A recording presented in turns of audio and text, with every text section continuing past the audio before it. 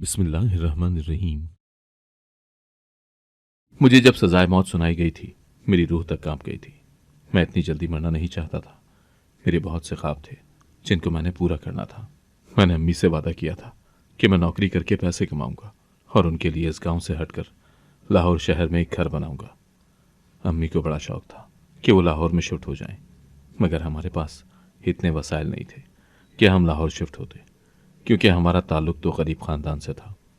अब्बू की वफ़ात से पहले तो हालात काफ़ी बेहतर थे, लेकिन जब से वो गए थे 3 वक्त की रोटी मुश्किल हो गई थी।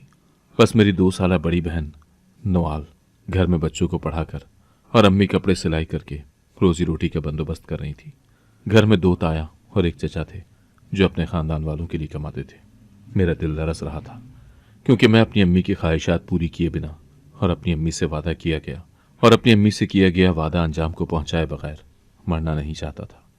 अगर मैं मर जाता तो सब खत्म हो जाता। उस वक्त रात हो चुकी थी, हर तरफ अंधेरा था, बस जेल में जीरो का बल्ब जल रहा था। मुझे किसी तरह कुछ ही देर में यहां से निकलना था। अगर मैं वक्त पर ना भागता तो सुबह 10 बजे मुझे फांसी घाट पहुंचा दिया जाता। उस वक्त रात का 1 बज रहा था। अल्लाह से दुआ करते करते और रोते हुए काफी वक्त गुजर गया। अब यहां से भागने की बारी थी। मैंने अपने स्वेटर की जेब में हाथ डाला और चाबी निकाली। ये चाबी उस ताले की थी जो जेल के दरवाजे पर लगा हुआ था। इस चाबी को मैंने बड़ी मुश्किल से चुराया था।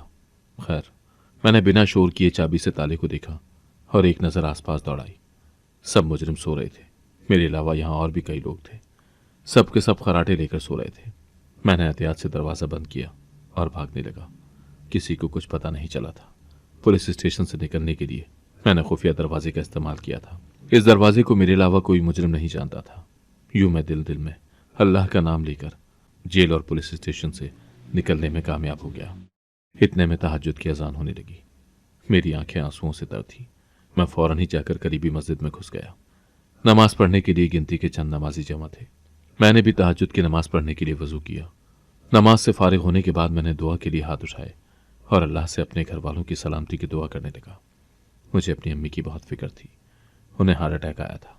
उनको दिल का दौरा पड़ने की वजह मैं था।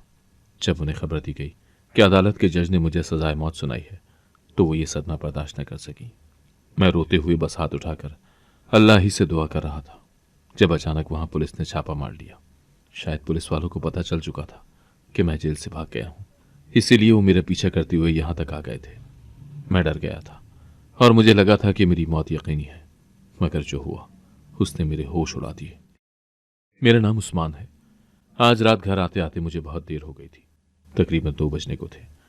ऐसा महीने में एक मरतबा जरूर हो जाता था, और यह अक्सर तब होता था जब मैं अपने दोस्तों के साथ कहीं घूमने फिरने जाता था, तो वापसी पर देर हो जाती थी। मेरा ताल्लुक गांव से था।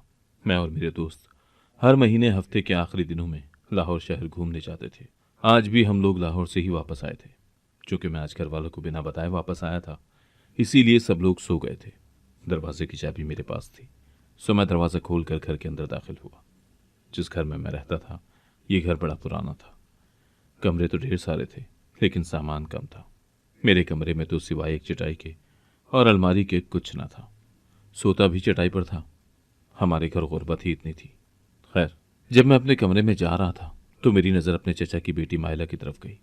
वो अजीब सी नज़रों से मुझे देख रही थी। मैंने उस पर ज़्यादा ध्यान न दिया, क्योंकि मुझे नींद आ रही थी और मैं काफ़ी थका हुआ था। इससे पहले कि मैं उसके इतनी रात तक जागने की वजह पूछता, वो वापस अपने कमरे में चली गई, तो मैं भी अपने कमरे में आ गया। चटाई पर लेटते ही मुझे नींद आ गई। जब मैं अगले दिन उठा तो मुझे अपनी 2 साल बड़ी बहन बहुत खामोश सी मालूम हुई। हालांकि नवाला भी बहुत ही बोलती थी। इसके अलावा अम्मी के चेहरे पर भी परेशानी के तासुरात नजर आए। जब मैंने अम्मी से पूछा तो उन्होंने ये कहकर टाल दिया कि मेरा वहम है। जब मैं अम्मी के कमरे में गया, तब जाकर अम्मी ने मुझे सच बताया। वो बोली कि नवाल आपी के लिए बड़ी अच्छी जगह से रिश्ता आया था, लेकिन नवाल आपी ने इनकार कर दिया। इस वजह से घर में बड़ा हंगामा हुआ है। दोनों ताया और चचा ने आपी को बहुत बातें सुनाई हैं और बहुत बुरा भला भी कहा है। अम्मी की बात सुनकर मैं परेशान हो गया। मैं जानता था कि हमारे घर के मर्द ऐसे ही थे, औरतों के बजाय अपनी बात को तरजीह देने और मनवाने वाले। औरत का इनकार और औरत की मर्जी से उन्हें सख्त चिढ़ थी। मेरे दोनों ताया और चचा और बड़े कजन्स भी ऐसे ही थे। मुझे बहुत दुख हुआ और मैं सीधा आपी के पास गया और अकेले में उनसे बात की। मगर जो बात उन्होंने मुझे बताई, मैं तो दंग ही रह गया। मैं जितनी परेशानी से आपी के कमरे में गया था, दोहरी परेशानी लेकर वापस आया था। मैं कुछ सोचता हुआ छत पर चला गया। मुझे कुछ समझ नहीं आ रहा था कि अब क्या होगा। इस चहलकदमी के दौरान मेरी वही कज़न माइला भी छत पर आ गई और मुझे देखने लगी। उसका अंदाज भी कल रात जैसा ही था। मुझे महसूस हुआ शायद वो मुझे कुछ कहना चाहती है, सो मैंने उससे पूछ ही लिया। माइला मुझसे 1 साल छोटी थी। मैंने कहा, माइला, क्या तुम मुझसे कुछ कहना चाहती हो? जैसे ही मैंने उससे पूछा, वो एकदम रोने लगी और मुंह पर हाथ रखकर वहां से उल्टे कदम भागी और सीढ़ियां उतर गई, जबकि मैं हक्का बक्का खड़ा रह गया। आखिर माइला को हुआ क्या था? उसने ऐसा रिएक्ट क्यों किया? मैं उससे पूछने गया, मगर तब तक वो कमरे में जा चुकी थी। कमरे में उसके बड़े भाई भी मौजूद थे। उनकी मौजूदगी में मैं उससे कोई बात नहीं कर सकता था, इसीलिए वहां से चला गया। लेकिन मैं नहीं जानता था कि क्या कयामत मेरी जिंदगी में आने वाली थी। कुछ दिन इसी तरह गुजर गए और इस दौरान आप ही के लिए 2 रिश्ते आ गए थे, मगर ये दोनों रिश्ते ही ताया और चचा ने रद्द कर दिए थे। अब वो किसी और मुनासिब रिश्ते के आने का इंतजार कर रहे थे ताकि जल्द से जल्द आप ही की शादी हो जाए। इस दुनिया से जाने से कबल अब्बू जान मेरे ताया और चचा के सुपुर्द ये जिम्मेदारी करके गए थे कि वो आप ही का अच्छी जगह रिश्ता करवाएं। आप ही बार बार मुझे मदद की निगाहों से देख रही थी कि मैं उनकी मदद कर दूं। मैं बस निगाहें चुरा कर रह जाता था और मेरे इसी बेनियाज अंदाज ने आप ही को बीमार कर दिया। वो सदमे से बीमार हो गई थी। जब मैं उनके कमरे में गया तो उन्होंने मेरा हाथ थाम लिया और कहने लगी, मैं मर जाऊंगी उस्मान। उनको रोता देखकर मैं पिघल गया और मैंने उनसे 1 हफ्ते का वक्त मांगा। उनके आंसू पोंछकर मैं कमरे से बाहर निकल गया। आप ही की आंखों में मैं आंसू बर्दाश्त नहीं कर सकता था, इसीलिए सोच लिया था कि हर हाल में उनकी मदद करूंगा। 1-2 दिन बाद मैं हिम्मत जमा करके सुहेल के घर आ गया। घर नहीं, बल्कि उसे झोंपड़ी कहना ज्यादा मुनासिब था। उस झोंपड़ी नुमा घर में सिर्फ 2 कमरे थे। एक वॉशरूम था और एक खुला किचन था। इसके अलावा चंद इस्तेमाल की चीजें थी। ये सब देखकर मेरा दिल दुखा। मैं कभी न चाहता कि मेरी बहन की शादी इतने गरीब लड़के के घर हो, मगर क्या करता, मेरी बहन की खुशी इसी में थी। मैंने सुहेल और उसकी अम्मी अब्बू समेत उसकी छोटी बहन से रिश्ते की बात की। उन्होंने कल हमारे घर आने की हामी भर ली तो मैं घर को निकल गया। अपनी बहन नवाल को इस बारे में बताया तो वो बड़ा खुश हुई। उसको खुश देखकर मैं मुस्कुरा दिया, मगर मेरा दिल तकलीफ में था। मुझे वो दिन याद आया जब आप ही ने मुझे बताया था कि वो घर वालों की मर्जी से शादी नहीं करना चाहती, बल्कि वो सुहेल से मोहब्बत करती हैं। सुहेल भी आप ही से मोहब्बत करता था और वो दोनों आपस में शादी के ख्वाहिशमंद थे। सुहेल दरअसल माया का भाई था और माया पहले नवाल आप ही से ट्यूशन पढ़ने आती थी। ये सब सोच सोच कर मेरा दिल डूब रहा था।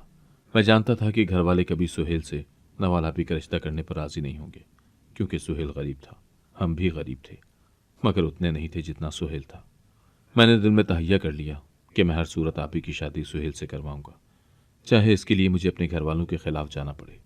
मैं अपने घर के मर्दों जैसा हरगिज नहीं था जो औरतों की पसंद को अहमियत नहीं देते, बल्कि मैं ऐसा लड़का था जो औरतों और लड़कियों की इज्जत करता था और उनकी पसंद और अहमियत को तरजीह देता था। अगले दिन सुहेल समेत उसके घर वाले हमारे घर नवाल आप ही का रिश्ता लेकर आ गए। आप ही तो बड़ी खुश थी और उन्हें खुश देखकर मैं दिल दिल में ये दुआ कर रहा था कि घर वाले सुहेल को इनकार न कर दें। बस दिल में यही डर लगा हुआ था और ये डर वाकई सच साबित हुआ जब ताया ने सुहेल के घर वालों को वाज़ेह इनकार कर दिया। वो बोले कि नवाल आप ही की शादी सुहेल जैसे गरीब और बेरोजगार इंसान के साथ नहीं हो सकती। ताया समेत अम्मी और सब घर वालों की राय यही थी। उन्होंने सुहेल के घर वालों को बहुत सी बातें सुनाई थी। मैंने हिम्मत की और सबके आगे बोल उठा कि मुझे सुहेल पसंद है और मैं नवाल आप ही की शादी उससे करना चाहता हूँ। मेरे ये कहने की देर थी कि सब घर वाले मुझे काट खाने को दौड़े। मैं इतना डर गया कि खामोश हो गया। घर वालों के सख्त और रोबदार लहजे ने मेरी जबान गंग कर दी। मैं खामोश हो गया। घर वालों ने सुहेल समेत उसके घर वालों को वहां से निकाल दिया था। आप ही छुप छुप कर रो रही थी और मेरे पास उन्हें देने के लिए कोई दिलासा और उम्मीद नहीं थी। घर वालों का फैसला अटल होता था, वो तो मरकर भी नवाल आप ही की शादी सुहेल से ना करवाते। उन्होंने तो आप ही की मर्जी तक न पूछी थी। कुछ ही दिन बाद घर में एक अमीर खानदान के लोग आ गए। वो नवाल आप ही के लिए रिश्ता लेकर आए थे। मैं काफ़ी हैरान था कि इतना अमीर लड़का हम जैसे गरीबों के घर क्यों आया था। क्या वाकई आज के दौर में ऐसे अच्छे इंसान होते हैं जो अमीर होते हुए भी गरीबों की बेटियों का भला सोचते हैं?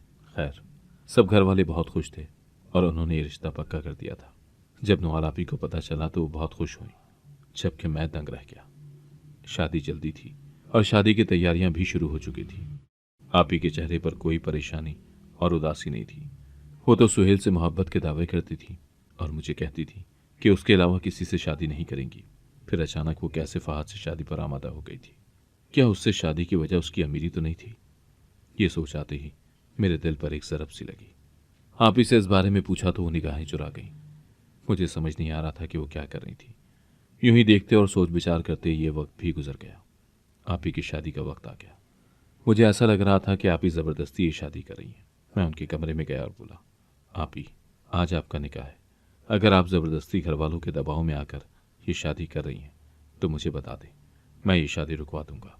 मेरी बात सुनकर वो बोली, ऐसा कुछ नहीं है, मैं ये शादी करना चाहती हूँ। आप ही की बात ने मुझे हिला दिया था। मैं समझ गया था कि यहाँ दौलत के पीछे मोहब्बतें बिक जाती हैं। आप ही ने मुझे बहुत मायूस किया था। और यूं उनका निकाह हो गया और वो रुखसत होकर अपने घर को चली गई। उनके शौहर का घर बहुत बड़ा था, गोया महल लगता था। वो लोग बड़े अमीर थे। मैंने दिल से आप ही को खुश रहने की दुआ दी, मगर मैं नहीं जानता था कि क्या होने वाला था।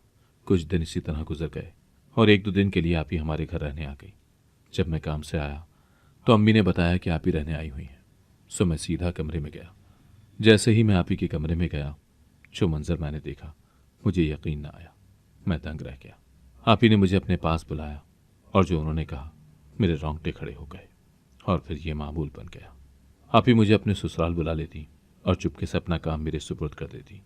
मैं आप ही से कहता कि आप ही ये सब गलत है, आप ऐसा क्यों करती हैं? ये सुनकर वो रो पड़ती और कहती, मेरे साथ भी तो गलत हुआ है। आप ही की बातें सुनकर मैं भी पिघल जाता और जैसा वो कहती वैसा ही करता। दिल में मुझे बार बार ख्यालात आते थे कि मैं अच्छा नहीं कर रहा, लेकिन मैं मजबूर था। अपनी बहन के लिए मुझे ये सब करना पड़ रहा था। दूसरी तरफ मैंने एक छोटी मोटी नौकरी शुरू कर दी थी, जिससे जो पैसे आते मैं अम्मी को दे देता, ताकि उन्हें सिलाई जैसा मेहनत कश काम ना करना पड़े। अम्मी बहुत खुश थीं और दिन रात मुझे दुआएं देती थी। आप ही की शादी को 1 साल होने को था और अभी तक आप ही अपने उस काम से बाज नहीं आई थी। वो जो कहती थी मुझे करना पड़ता था। मैं मजबूर हो गया था। उन्हीं दिनों मेरे चचा मायला के अब्बू अजीब अजीब नज़रों से मुझे देख रहे थे। वो गुस्से में मुझे ऐसे देख रहे थे जैसे खा जाएंगे। मैं परेशान था कि वो मुझे ऐसे क्यों देखते हैं, मुझसे बात क्यों नहीं करते थे। हालांकि मैंने तो उन्हें कुछ नहीं कहा था। फिर डरते डरते मैंने सोचा कि कहीं चचा को मेरी उस हरकत के बारे में पता तो नहीं चल गया। अगर ऐसा हुआ तो मेरा और आप ही का क्या हाल होगा। ये सोचते ही मेरा रंग फक पड़ गया और मैंने तौबा कर ली कि अब वैसा नहीं करूँगा, वरना ताया चचा सब मिलकर हमारे साथ बहुत बुरा करेंगे। उसी के बारे में सोचते हुए बड़ी मुश्किल से मैंने नींद की वादी में कदम रखा था, मगर नींद में भी एक भयानक ख्वाब ने मेरे पसीने छुड़वा दिए। मैंने ख्वाब में देखा था कि ताया चचा को सब पता चल गया है और उन्होंने नवाल आपी को भी गोली मार दी है और मुझे भी। मैं एक झटके से उठ बैठा। ये ख्वाब बहुत खौफनाक था। मुझे अब वहशत हो रही थी। सांस लेने में दिक्कत के साथ साथ दम घुटने लगा, तो खुली हवा खाकर खुद को पुरसुकून करने के लिए छत पर चला गया। जब छत पर आया तो देखा वहां मायला खड़ी थी। मैंने गहरी सांस खारिज की और सोचा, मायला मेरे चचा की बेटी है, इसलिए उसे सब पता होगा कि चचा मुझसे उखड़े हुए क्यों हैं और गुस्से भरी निगाहों से मुझे क्यों घूरते हैं। जब मैंने मायला से इस बारे में पूछा तो वो रोने लगी थी। मैं एकदम बौखला गया और जो उसने मुझे बताया मैं समझ ना सका कि खुश हूं या रो। वो वहां से जा चुकी थी और फिर कुछ ही दिन बाद वो इस घर से भी चली गई। उसकी शादी कर दी गई और मैं बिल्कुल भी खुश नहीं था और अजियत में गिरफ्तार था। मैं सोच रहा था कि कब तक घर के मर्द घर की लड़कियों औरतों पर अपनी मर्जी मुसल्लत करते रहेंगे। काफी दिन मैं सदमे में रहा और फिर सब मामूल पर आ गया। अब चचा का रवैया मुझसे ठीक हो गया था।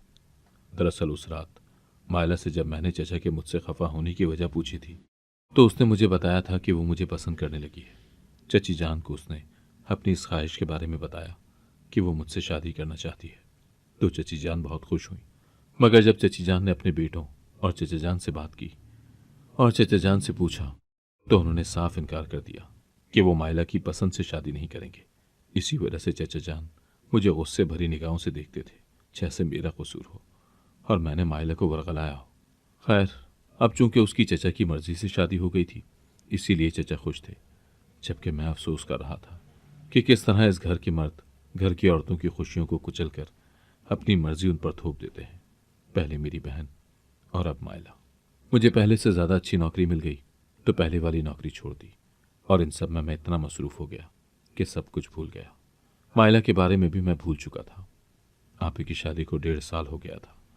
मैं जब काम से वापस आ रहा था तो उन्होंने मुझे फ़ोन किया और कहने लगी कि अगले हफ्ते फ़हद काम के सिलसिले में दूसरे मुल्क जा रहे हैं। मैं घर पर अकेली होंगी, तुम आ जाना। उनकी बात सुनकर मैंने इनकार कर दिया तो वो गुस्सा होने लगी।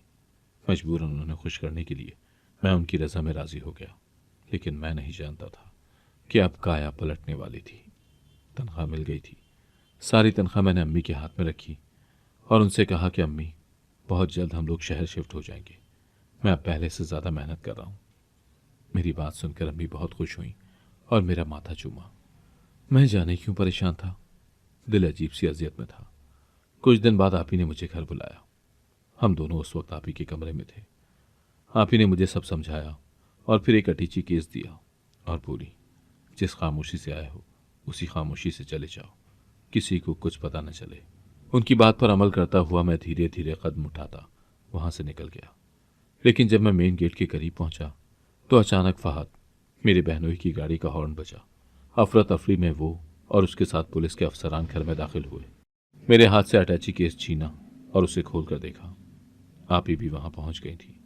उन्होंने सारा इल्जाम मेरे सर डाल दिया और खुद फहद के गले से जा लगी।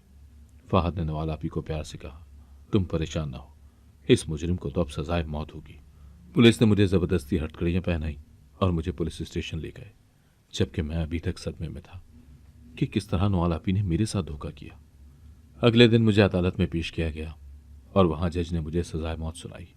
ये खबर अम्मी तक पहुंची तो उन्हें दिल का दौरा पड़ गया। सब खत्म हो गया था, मेरे साथ धोखा हो गया था। मैं चीख रहा था, लेकिन मेरी सच्चाई पर कोई यकीन नहीं कर रहा था। मार मार कर पुलिस वालों ने मेरी बुरी हालत कर दी थी। मैं हर जगह से जख्मी था।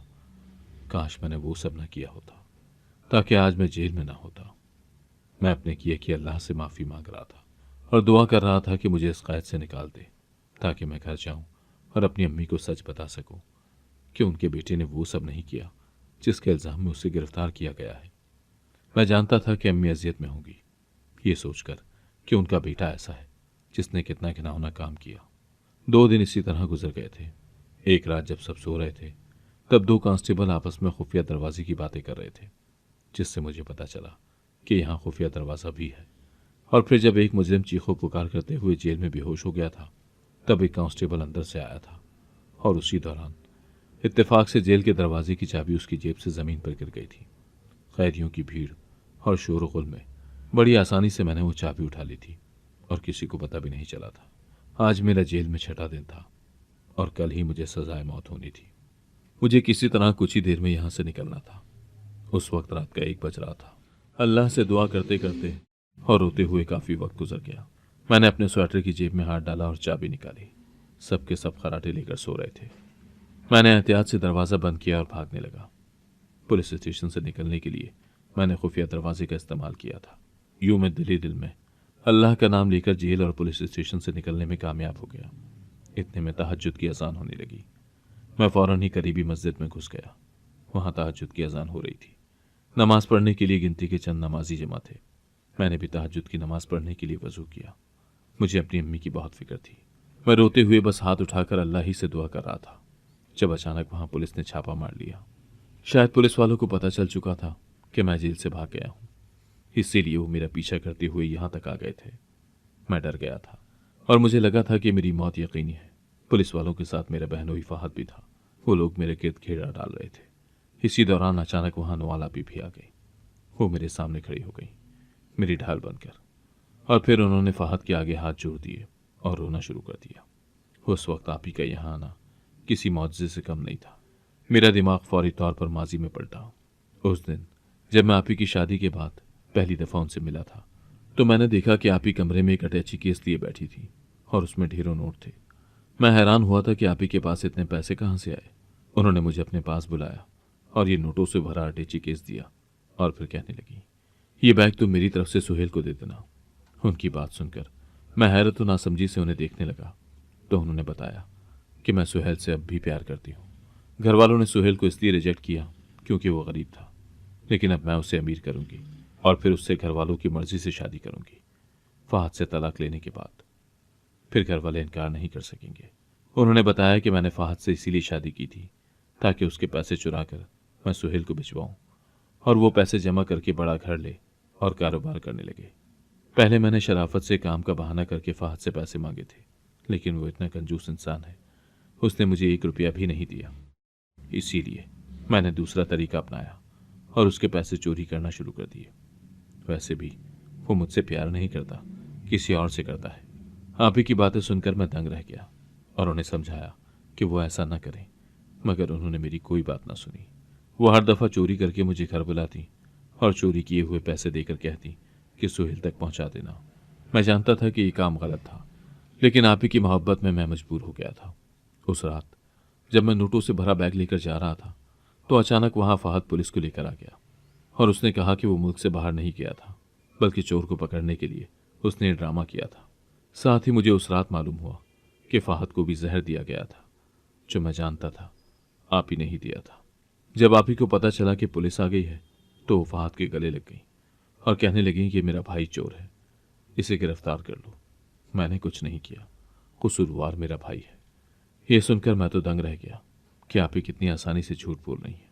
मैं अपनी सफाई देने लगा कि मेरा कोई कसूर नहीं है, मगर मेरी ना सुनी गई और फहद ने मुझे पुलिस के हवाले कर दिया और मुझ पर इल्ज़ाम लगाया कि मैं ही पैसे चोरी करता हूँ और मैंने ही फहद को जहर देने की कोशिश की थी, क्योंकि मैं उसकी दौलत पर कब्जा करना चाहता था।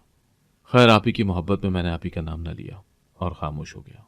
अलबत्ता मैं बार बार उनसे ये कह रहा था कि मेरा कोई कसूर नहीं है। आप ही बार बार यही कह रही थी कि मेरा भाई चोर है। मेरा दिल टूट चुका था और फिर उसके बाद सब होता गया।